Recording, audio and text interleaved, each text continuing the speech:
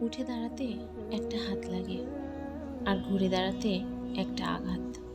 জীবন সহজ নয়, জীবনকে সহজ বানিয়ে নিতে হয়।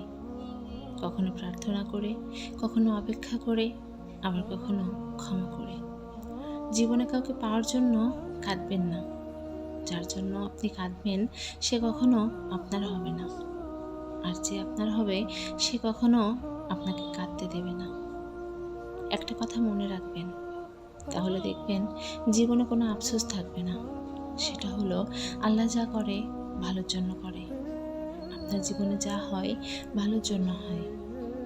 আপনি যেটা পেয়েছেন সেটা কল্যাণকর ছিল বলেই আপনি পেয়েছেন। আর যেটা আপনি পাননি সেটা হয়তো কোনোভাবে আপনার জন্য কল্যাণকর ছিল না, তার জন্যই আপনার কপালে সেটা আসেনি। ব্যাস, এটুকুই যদি নিজের মনকে বোঝাতে পারেন, জীবনে শান্তিতে থাকতে পারবেন। সুখ জিনিসটা খুব কঠিন। পৃথিবীতে একমাত্র সুখী ব্যক্তি সেই, যে সব সময় সব রকম পরিস্থিতিতে নিজেকে মানিয়ে নিয়ে যে কোনো কঠিন সময়ের সাথে যুদ্ধ করে টিকে থাকতে পারে।